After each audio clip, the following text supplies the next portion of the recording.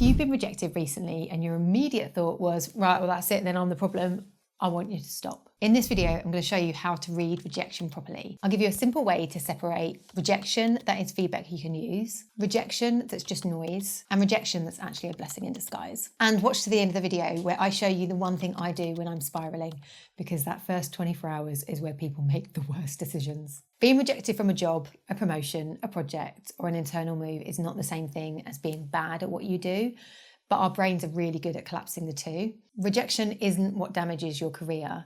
The story you tell yourself after rejection is what does. You know the drill. They didn't pick me becomes I'm not good enough.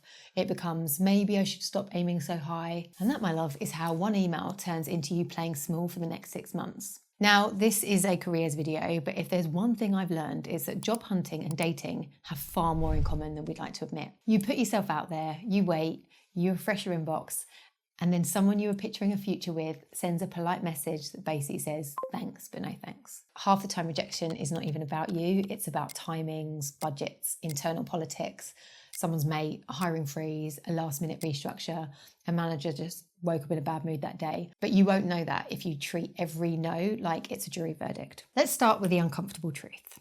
Rejection hits hard because it activates survival wiring, not rational evaluation. Your nervous system kicks in and tries to protect you by shrinking your ambition. It's biology, but you don't want biology ruining your career. Here's a framework to help.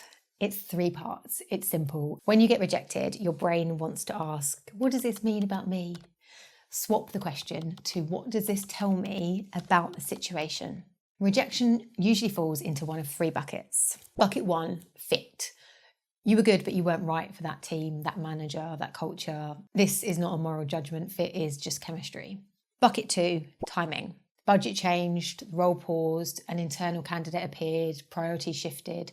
That's not you falling short. That's just the situation changing. And bucket 3, environment. The role wasn't what it looked like. The expectations were unrealistic. The company's messy. Maybe the team dynamic is off. Sometimes rejection is the universe doing you a favor. And I know that sounds like a Pinterest quote, but it's actually just really practical because the bucket tells you what to do next. In fact, the reason I wanted to create this video is because it really does matter. The rejections that hurt me the most are also the reason my career looks like the way it does today. In summer 2023, a 5-month search for work felt brutal. It knocked my confidence. I replayed all those interviews. I questioned my judgment, but the rejection forced a pause that I know I wouldn't have taken voluntarily. It really made me reevaluate what I was aiming for, who I was trying to impress, and whether the path that I was on was actually right for me.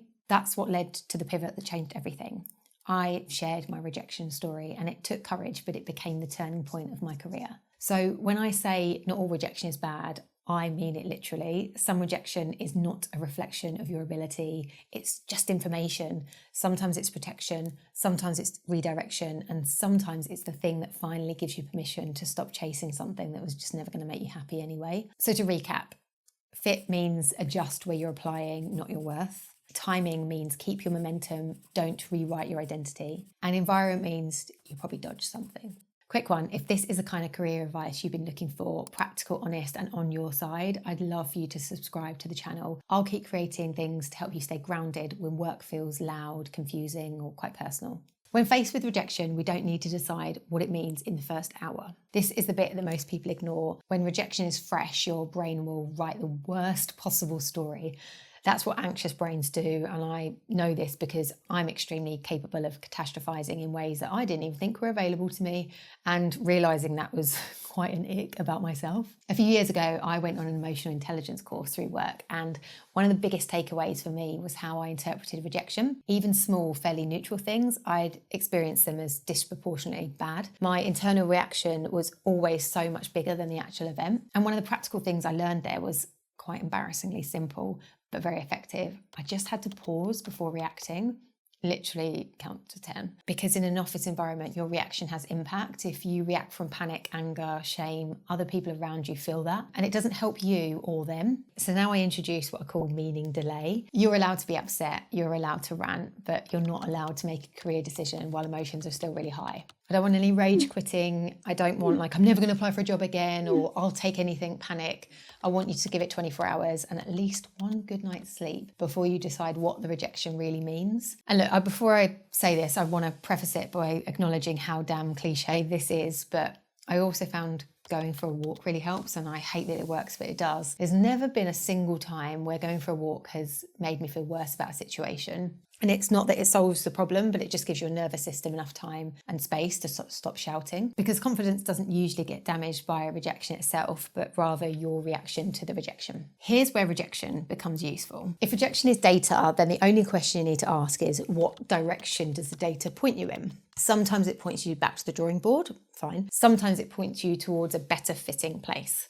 And sometimes it points you to a very hard truth. Maybe you've been aiming for roles that you think you should want, but not roles that actually suit you. So let's bring this to life. Say you went for a promotion, you didn't get it, you feel embarrassed, maybe angry, you start catastrophizing, thinking you're behind. And I get it, but before you spiral, please ask yourself, what was the actual selection criteria? Not the polite email you got back from the employer, but the real criteria. Did you miss a skill, or did you miss visibility and sponsorship? Because they are very different problems. Was the role even aligned with what you want?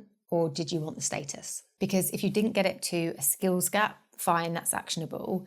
If you didn't get it due to internal politics, that's information about the environment. And if you wanted it for status, that's a whole bigger conversation with your scoreboard of success. And yeah, it's really annoying, but it is quite powerful to understand that. So let me share a personal example. One of the last rejections I got before going self-employed came from a company that I had been interviewing there for 3 months across 2 different roles, 5 interviews in total across the period, and I had really built it up to be the job. And honestly, I still think I would have enjoyed the work and done quite a good job there. But there was a big thing I kept choosing to ignore. The salary was lower than my previous role, and there was a lot of travel, 2 midweek evenings got every week, plus regular hotel stays I would have had to cover the cost for. I knew all of this, I just didn't want it to matter. So when the rejection came, yes, it hurt, but with a little bit of time and distance, I can see how useful it was, because I don't want to give up my evenings for commuting. I don't want to live out of a suitcase midweek. And financially, I actually ended up earning far more in my first year of self-employment than I ever would have had in that job. So yes, the rejection closed the door for me, but it closed a door that would have cost me time, it would have cost me energy and money. After all of that, I actually asked for a proper feedback session rather than just like a 2-line email. And while some of it was frustrating, it actually clarified the real criteria and some bias in the process. It didn't make the rejection feel good, but it made it make sense. And that actually really helped me move on faster. And that's what I mean when I say rejection's data. Sometimes it points to a skills gap. Sometimes it points to the environment, and sometimes it just reveals that you were chasing something that didn't really fit the life you wanted. And as annoying as it is to realise, it is incredibly useful. Here's an exercise that stops that spiral. Open your notes app, get a pen and paper, whatever it is, write 2 columns. Column 1, the catastrophe story. What is my brain saying this means? Is it saying I'm not good enough, I'm behind, I'm never going to get there? Column 2, objective reality. What do I actually know? What's a guess? What's missing information? This is the fastest way I know to move out of panic mode. When you're calm, you make better moves. And when you're panicked, you self-sabotage with safe choices. One more thing, because this is actually what changes your relationship with rejection long term. If rejection terrifies you, the goal is not to avoid it. The goal is to increase your tolerance for it. Start by practicing tiny low-stake asks where the answer might be no. Your brain learns that no is uncomfortable, but it's not dangerous. When your brain stops treating no like a threat, you get braver, you pitch more, you ask for more, you go into bigger rooms. That's actually where careers grow, and it becomes really exciting to push yourself in this way. So the next time you get rejected, I want you to catch the moment before you start internalizing it. Don't turn a single outcome into a statement about who you are. Put it into one of the buckets: fit, timing, environment. And once the emotion has settled, decide what, if anything, you want to do differently. And that's how rejection becomes useful, learning to turn a no into a better next move. I've put together a free worksheet on this, and I'll drop the link in the description.